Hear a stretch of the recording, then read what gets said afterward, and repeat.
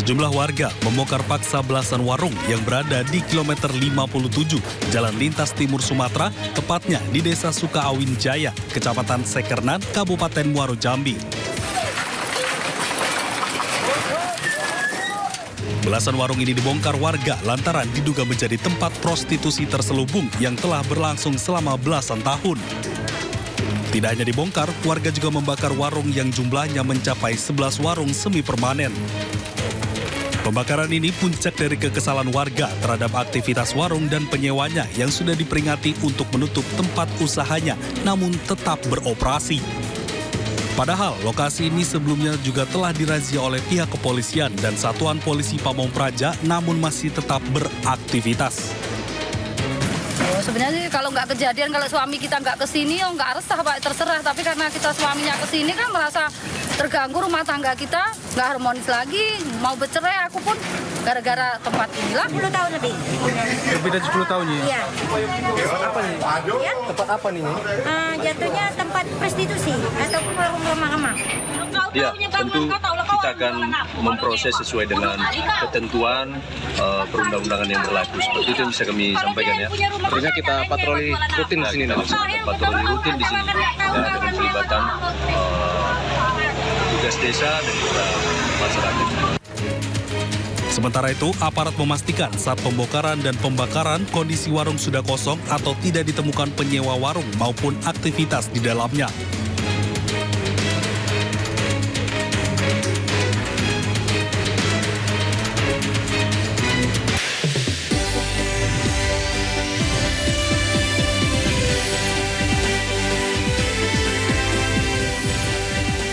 Kebijakan efisiensi anggaran di Kota Malang berlangsung ricuh.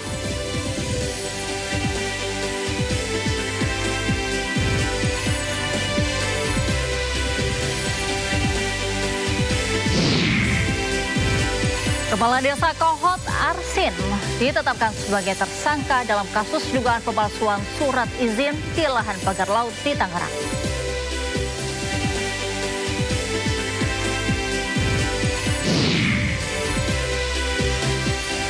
Delapan orang terluka dalam insiden pendaratan darurat pesawat Delta Airlines CRJ-900 di Bandara Internasional Toronto Pearson.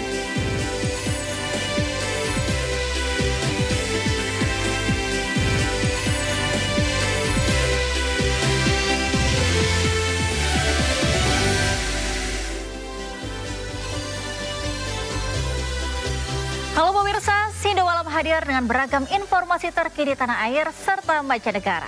Bersama saya, Angelika Devagam, inilah Sindo Malam selengkapnya.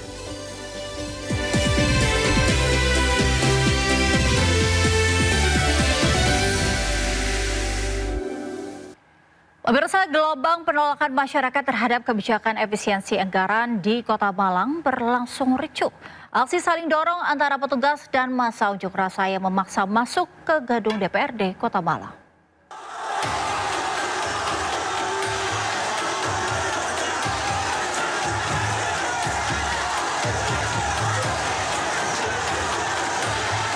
Massa dari Koalisi Masyarakat Sipil Malang Raya serta mahasiswa BEM Semalang Raya berunjuk rasa di depan gedung DPRD Kota Malang Selasa siang.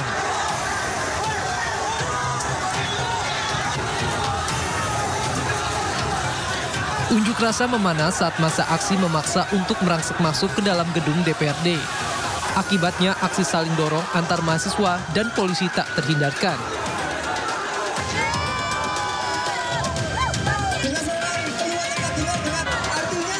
Dalam orasinya dengan mengusung tagar Indonesia Gelap, massa mengkritisi kebijakan Presiden Prabowo yang dinilai menyengsarakan rakyat. Seperti penanganan kasus korupsi, pelanggaran HAM, makan bergizi gratis, hingga langkah efisiensi anggaran untuk lembaga pelayanan masyarakat. Akibat unjuk rasa ini, akses Jalan Tugu hingga Jalan Kertanegara ditutup sementara. Masa aksi ini berakhir setelah perwakilan mahasiswa melakukan mediasi dengan anggota DPRD Kota Malang. Dari Malang, Jawa Timur, Saif Hajarani, iNews melaporkan. Pemirsa, ribuan mahasiswa dan koalisi masyarakat sipil menggelar aksi unjuk rasa bertajuk Indonesia Gelap di sejumlah daerah Senin kemarin. Menanggapi aksi tersebut, pemerintah menyebut Indonesia dalam kondisi baik-baik saja.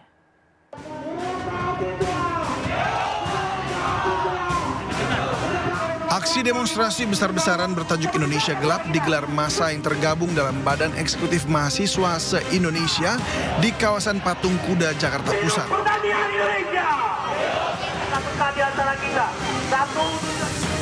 Aksi unjuk rasa berlangsung hingga Senin malam karena massa menunggu perwakilan dari pemerintah untuk menemui mereka. Dalam aksi unjuk rasa ini ada 13 tuntutan yang disampaikan mahasiswa. Salah satunya meminta Presiden Prabowo mencabut instruksi Presiden nomor 1 tahun 2025 terkait efisiensi anggaran. Tak hanya di Jakarta, aksi serupa juga digelar di Surabaya, Jawa Timur. Aksi ini bahkan sempat diwarnai kericuhan. Peristiwa bermula saat mahasiswa membakar keranda dan ban bekas, namun langsung dipadamkan pihak kepolisian. Tak terima, mahasiswa pun meluapkan emosinya dengan melempari petugas menggunakan botol air mineral. Aksi Indonesia Gelap berawal dari slogan yang digunakan warganet di media sosial saat menyoroti kebijakan pemerintah yang dinilai bermasalah. Pemerintah pun buka suara menanggapi tagar Indonesia Gelap yang digaungkan. Menteri Sekretaris Negara Prasetyo Hadi menyebut kondisi Indonesia saat ini baik-baik saja dan pemerintah terus mencari solusi atas masalah yang ada. Tagar Indonesia Gelap dalam demonstrasi kemarin itu tanggapan dari pemerintah seperti apa, Mas? Itu inilah. Ya, namanya kebebasan berekspresi, tapi tolong sekali lagi ya jangan membelokkan apa yang sebenarnya tidak seperti itu kan gitu. Mana nggak ada Indonesia Gelap. Kita akan menyongsong Indonesia bangkit. Meski diwarnai penolakan dan gelombang aksi unjuk rasa, pemerintah menegaskan tak akan membatalkan kebijakan efisiensi anggaran. Pasalnya efisiensi dilakukan pada kegiatan dan program yang dinilai tak produktif.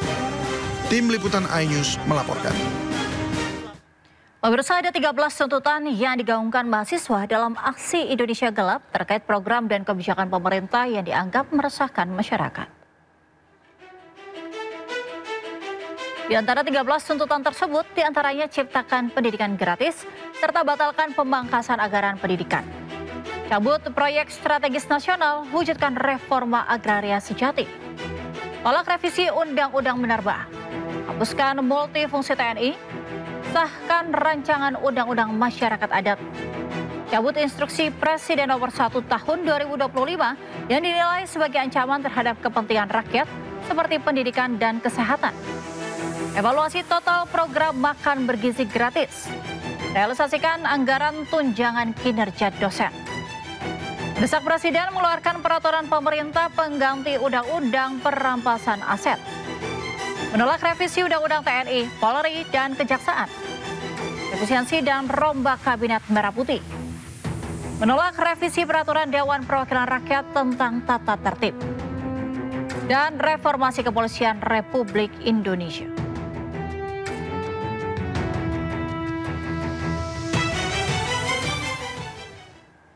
Pemirsa, selain di jalanan, aksi dilakukan di media sosial dengan tagar Indonesia Gelap. Tagar Indonesia Gelap dibicarakan oleh lebih dari 200.000 orang hingga pukul 17 Senin sore. Tagar Indonesia Gelap muncul sebagai bentuk keresahan terhadap kinerja pemerintah, salah satunya terkait efisiensi anggaran.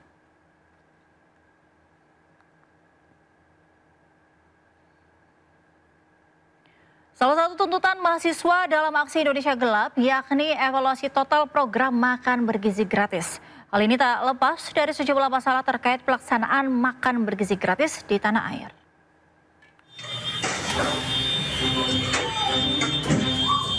Aksi unjuk rasa menolak makan bergizi gratis yang diikuti ribuan pelajar SMP dan SMA dari berbagai sekolah di Wamena, Kabupaten Jayawijaya, Papua Pegunungan berujung ricuh. Polisi menembakkan gas air mata untuk membubarkan massa. Massa bergerak dari sekolah menuju kantor DPRD Jayawijaya. Dalam orasinya, mereka menolak program makan bergizi gratis dan menuntut agar dana dialihkan untuk pendidikan gratis. Menurut massa, pendidikan gratis jauh lebih penting untuk menunjang sumber daya manusia karena akses pendidikan berkualitas di Papua masih terbatas.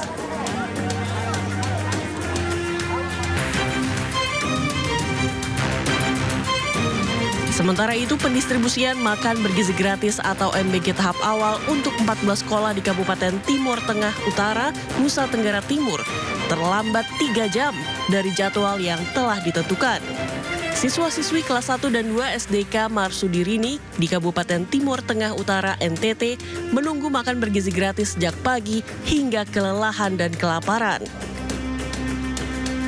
Semua siswa tidak membawa bekal makanan dengan harapan mereka akan mendapatkan makan bergizi gratis. Sudah sekarang jam 11.46 menit, artinya jam menuju pukul 12 tengah hari. Anak belum makan karena mereka sudah mendengar pesan dari kami melanjutkan pesan dari Dapur Yabiku bahwa tidak boleh membawa makanan. Ya, kalau toleransi lewat 15 sampai setengah jam untuk anak kecil itu mungkin agak sedikit wajar. Tapi kalau sudah lebih 2,5 jam ini tidak wajar. Orang dewasa pun tentu kita merasa sangat kelaparan kalau belum makan dari pagi.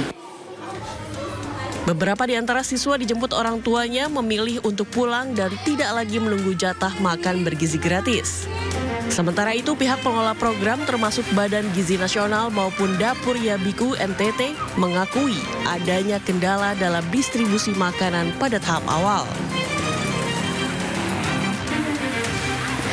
Di Kabupaten Sumeneb, Jawa Timur, program makan bergizi gratis dihentikan sampai batas waktu yang belum ditentukan.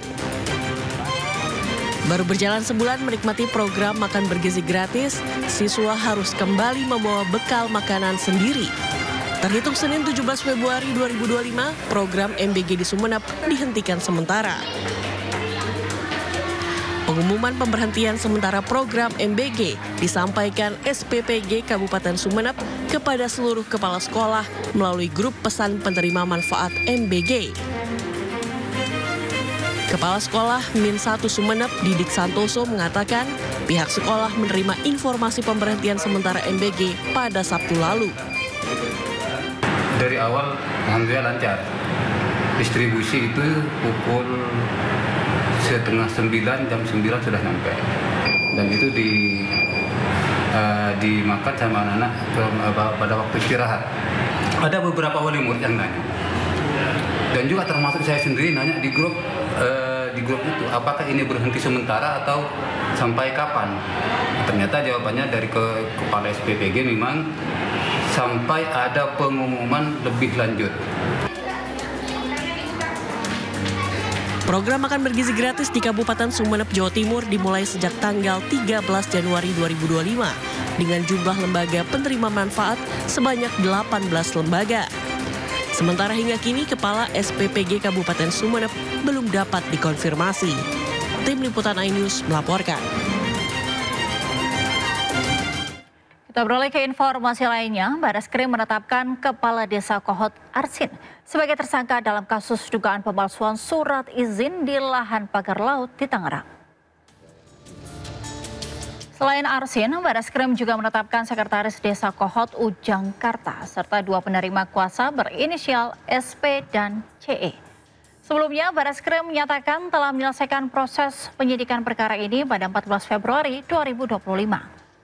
Saat itu, penyidik telah menyita sejumlah barang bukti yang diduga digunakan untuk melakukan pemalsuan surat izin. Dari penanganan perkara tersebut, hari ini telah dilaksanakan gelar perkara di mana kita sudah mengumpulkan berbagai alat bukti terkait permasalahan tersebut. Kemudian dari hasil gelar perkara pada kesempatan ini kami seluruh penyidik dengan seluruh peserta gelar telah sepakat menentukan 4 tersangka, di mana 4 tersangka ini adalah kaitannya seperti kemarin saya sampaikan bahwa itu adalah terkait masalah pemalsuan di mana pemalsuan beberapa surat dokumen untuk permohonan atas hak atas tanah, di mana kita menetapkan saudara A selaku Kades Kohot, saudara UK selaku Sekdes Kohot, saudara SP selaku penerima kuasa, dan saudara CE selaku penerima kuasa telah kita sepakat kita tetapkan sebagai tersangka. Sebelumnya warga desa Kohot dicatut KTP-nya terkait kasus pagar laut di perairan Tangerang, Banten. Berdasarkan hasil penyelidikan, warga tidak tahu namanya dicatut hingga diterbitkannya SHM dan SHGB oleh Kades Kohot di lokasi pagar laut.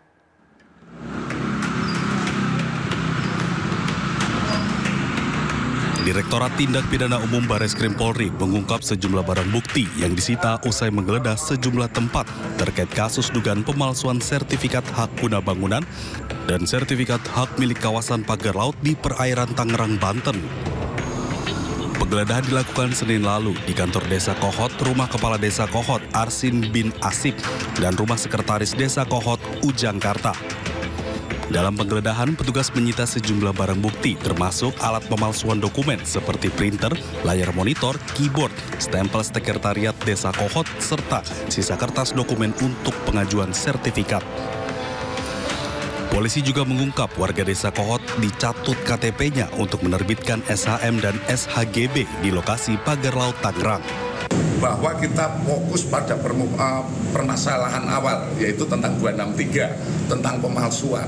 Dari pemalsuan ini, dari hasil penyelidikan maupun sejak penyelidikan, Lurah sudah mengetahui dan dia menjelaskan, dan makanya kita bisa menyimpulkan bahwa perkara ini naik sidik.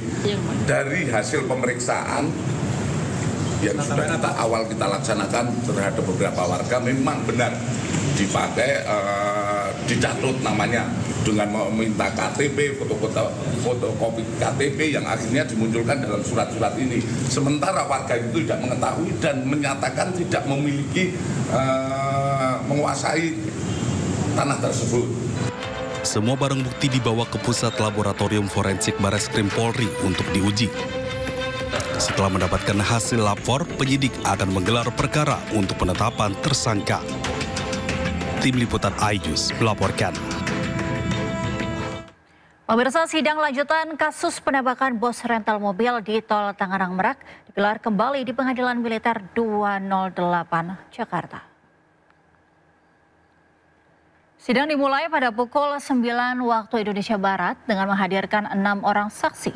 2 diantaranya adalah anak dari pemilik rental mobil, yakni Agam Muhammad Nasruddin dan Rizky Agam Syaputra. Agam dan Rizky dimintai keterangan soal kronologi peristiwa penembakan. Sebelumnya 3 oknum anggota TNI, yakni Kelasi Kepala Bambang Apri Atmojo, Sersan 1 Akbar Atli, dan Sersan 1 Rafsin Hermawan didakwa terlibat dalam kasus penadahan terkait penembakan di res area kilometer 45 Tol Tangerang Merak. 2 terdakwa Bambang dan Akbar Adi juga didakwa dengan pasal pembunuhan berencana. Setelah perkara ini selesai, baru boleh minta maaf Yang Mulia. Begitu ya? Tunggu. Karena korbannya bukan kami aja Yang Mulia. Banyak saudara-saudara yang dikuliahkan sama ayah saya, disekolahkan sama ayah saya menjadi korbannya.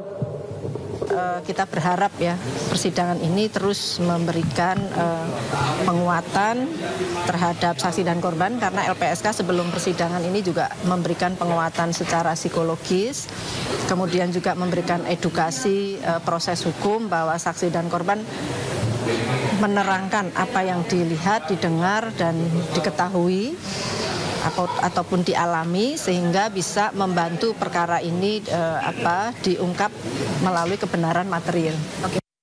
Sebelumnya, penembakan terhadap bos mobil rental terjadi pada 2 Januari lalu di res area kilometer 45 Tol Tangerang Merak, Banten. Ironisnya, sebelum kejadian penembakan, pemilik rental mobil sempat meminta pendampingan dari pihak kepolisian, namun ditolak. Maling mobil, maling mobil! 2 Januari 2025, seorang pengusaha rental mobil ditembak mati saat mencoba mengambil kendaraan miliknya yang dibawa kabur tersangka di res area kilometer 45 Tangerang Merak. Nahasnya lagi, sebelum kejadian penembakan, anak pemilik rental mobil menceritakan penolakan pihak kepolisian untuk melakukan pendampingan atas laporan yang dibuat oleh korban. Polisi mengaku penolakan pendampingan karena korban tidak dapat menunjukkan dokumen kepemilikan mobil. Pencurian mobil berawal saat AS yang menyewa mobil korban selama 3 hari sejak 31 Desember. Namun saat 1 Januari 2025, GPS yang dipasang di mobil sengaja dirusak pelaku. Ada 2 perangkat GPS mobil yang telah dipotong tepat di Pandeglang. Namun 1 GPS aktif belum diputus pelaku. Korban lakukan penelusuran hingga berpapasan dengan mobil miliknya dan situasi pun berubah tegang saat pelaku mengaku sebagai TNI Angkatan Laut mengancam sambil mengeluarkan senjata api. Merasa terancam, anak korban meminta pendampingan dari Polsek Cinangka Anyar, namun ditolak kepolisian dengan alasan saat pelaporan korban tidak membawa surat-surat penting kepemilikan mobil yang sah. Nah, inisiatiflah kita minta tolong ke polsek terdekat. Pada saat itu polsek yang terdekat Polsek Cinangka. Nah, kita mampirlah ke Polsek Cinangka itu. Kita menceritakan kejadian ini dan kita bilang kita pemilik mobil, rental mobil, bukan leasing mobil. Tapi si polsek ini salah menduga. Katanya saya dari leasing, padahal saya udah bilang dari awal. Saat itu ketika dikonfirmasi, yang bersangkutan menyatakan bahwa itu dari leasing. Sementara kawannya lagi menyatakan bahwa itu dari rental. Bermaksud untuk meminta pendampingan untuk melakukan penarikan 1 unit kendaraan mobil di Cinangka. Menurut keterangan dari yang bersangkutan bahwa pada saat itu mobil itu sempat diikutin dari Pandeglang muter sampai ke arah Cilegon sehingga melintaslah di wilayah kita. Namun pada saat yang bersangkutan meminta untuk pendampingan dari personel kita, ya tentunya personel kita yang paling utama adalah menanyakan legalitas ataupun identitas daripada kendaraan yang akan ditarik itu. Kemudian dalam masalahnya masalah apa? Pengejaran kembali terjadi hingga ke area tol Tangerang Merak kilometer 45. Pelaku menembak korban Ilyas Abdurrahman di dalam minimarket. Korban tewas terkena tembakan di bagian dada dan tangan kiri. Tim Liputan iNews melaporkan. Pemirsa, Jaksa Agung Sanitiar Burhanuddin dan Menteri Badan Usaha Milik Negara Erick Thohir membahas tindak lanjut hasil sitaan kejaksaan terhadap lahan milik PT Duta Palma Group dengan luas sekitar 200.000 hektar. Jaksa Agung menyampaikan tim jaksa penyidik akan mengupayakan agar aset tersebut dapat dititipkan dan dikelola oleh Kementerian BUMN sehingga aset tersebut dapat terjaga dan tidak mengalami penurunan nilai dan kualitas. Erick mengungkapkan Kementerian BUMN terus menjaga koordinasi dengan kejaksaan terkait kebijakan yang selama ini telah berjalan baik. Contohnya terkait penanganan perkara PT Garuda Indonesia yang difokuskan dalam recovery aset. Penitipan aset lahan PT Duta Palma kepada Kementerian BUMN dilakukan karena perkara ini masih berjalan dan belum melahirkan putusan final. Dan tentunya yang diharapkan nantinya tetap bisa menghasilkan keuntungan bagi pemerintah dan khususnya adalah pada masyarakat yang ada dan hidup mengagungkan kepada PT Duta Palma. Sesuai dengan visi pemerintah dan Bapak Presiden bahwa tindak pidana korupsi harus ditegakkan, tetapi perlindungan daripada tentu aset yang baik, yang bermanfaat buat negara dan masyarakat juga terlindungi. Wakil Presiden Gibran Rakabuming Raka meninjau pelaksanaan program cek kesehatan gratis di Puskesmas Kecamatan Koja, Jakarta Utara. Nantikan informasinya di Sindo Malam.